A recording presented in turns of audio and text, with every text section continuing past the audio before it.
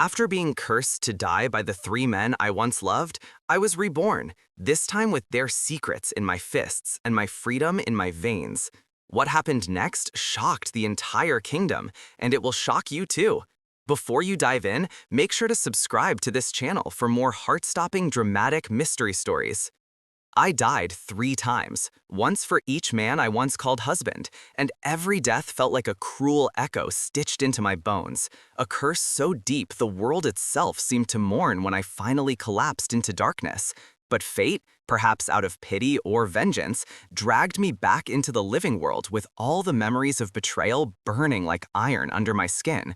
On the day of my rebirth, I awoke on the cold marble floors of my childhood home, gasping as if I had surfaced from the bottom of a frozen lake, my heart pounding with the weight of 3 past lives, 3 shattered vows, and 3 men who had each vowed to love me until death, yet were the very ones who carried me into it. Eric, the charming noble whose smile hid a serpent. Calum, the warrior who swore protection but exchanged my life for his ambition. And Rowan, the healer whose hands saved hundreds but poisoned the only woman who trusted him beyond reason.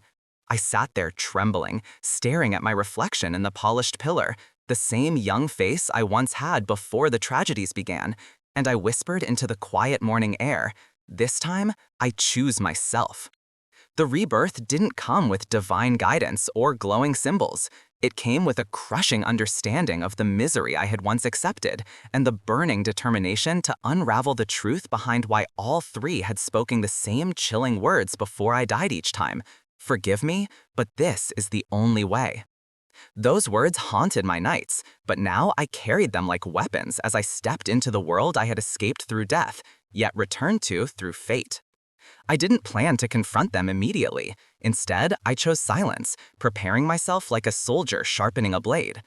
The first place I visited was the Willow Archive, a forbidden library holding the kingdom's oldest records, which revealed things I should have been told long ago, like how my family was bound by an ancient lineage connected to a prophecy predicting that a woman of 3 deaths would either destroy the kingdom or save it. In every version of my past lives, someone had manipulated that prophecy for their own gain, twisting it like a rope around my throat. As I read scroll after scroll, my blood turned cold. The curse that killed me wasn't a curse at all. It was a ritual. And each husband, willingly or not, had been part of it. I staggered back, my hands shaking, the weight of truth pressing down on me. This wasn't coincidence. This wasn't betrayal born from love turned sour.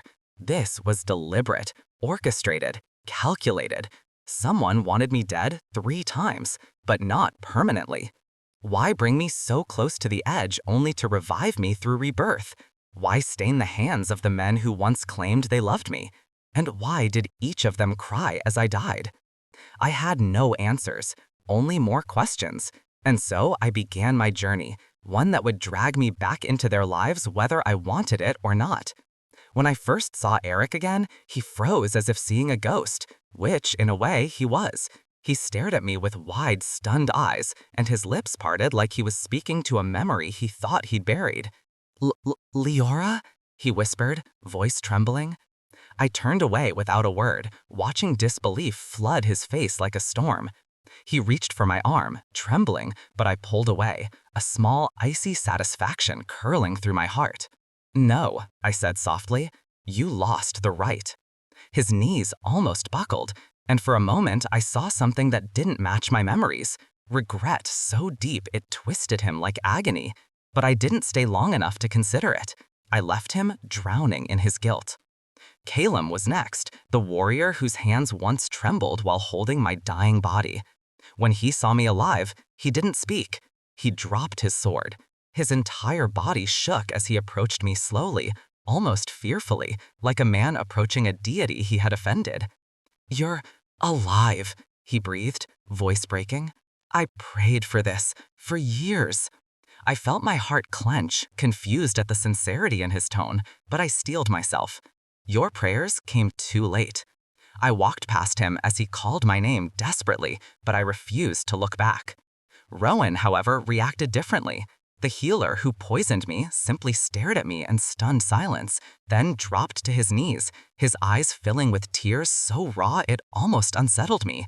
"I deserve to die," he whispered, choking. "But I beg you, listen to me once. I never wanted." I cut him off sharply. "You've said enough." And yet, as I walked away, I felt something tug at my heart. Something wrong. Something incomplete. It didn't make sense. Their reactions didn't match the monsters I remembered. Why were they acting like they had been victims of their own actions? Why did their grief seem real? Why had they each whispered the same line before killing me? Why had Rowan wept while poisoning me? Why had Calum held me so tightly as if trying to keep me alive even as the curse devoured me? And why had Eric kissed my forehead like a goodbye he never wanted to say? Something was off. Terribly, dreadfully off. So I followed the threads backward, seeking answers in places I had never dared look. A mysterious masked woman began shadowing me. Every time I looked back, she vanished like a smear of smoke. When she finally confronted me on a stormy night, she didn't attack. She simply pressed a worn leather-bound book into my trembling hands. "They loved you," she whispered. "They died for you too." Before I could ask anything, she disappeared into the rain. I opened the book and found confessions written in 3 different handwritings: Eric's elegant script, Calum's sharp lettering, Rowan's slanted lines. They had written letters I had never seen, letters they'd never intended for the world, letters filled with pain, fear, and a horrifying truth. They hadn't killed me out of hatred. They had killed me because each of them had been cursed themselves by the same unknown puppeteer who manipulated the prophecy. If they didn't offer me in the ritual, the curse would have consumed me in an even more excruciating way, and then spread to thousands more. They knew I would be reborn because the ritual safeguarded the soul, not the body.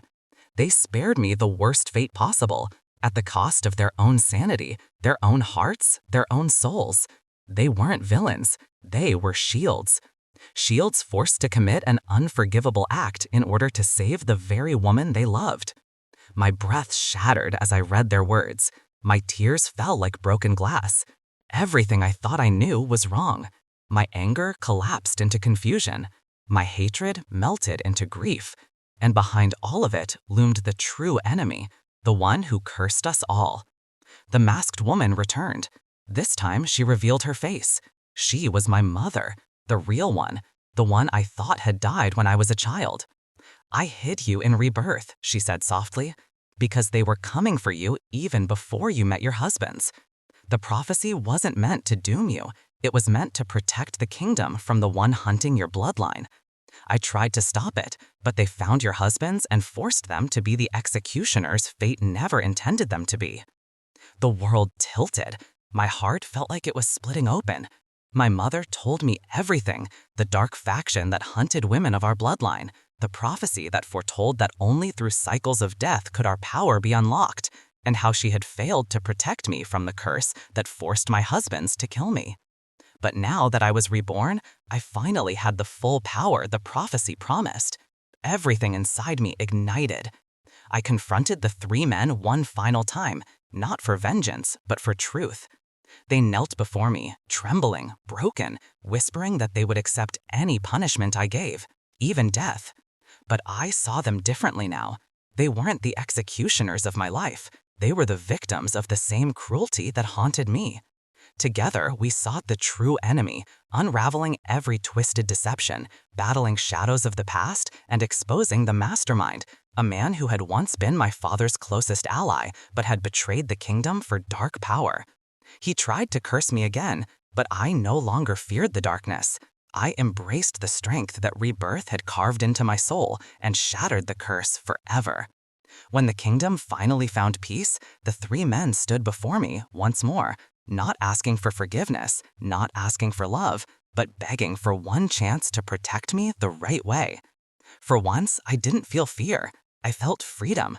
I looked at them with a soft, fragile strength and said, "I don't belong to the past anymore." And I walked away. This time, not broken, not betrayed, but free, completely, beautifully free. while behind me, the 3 men who once killed me now wept because I chose myself instead of them. The world finally shifted, the curse finally broke, and my story, our story, became the one prophecy no one saw coming.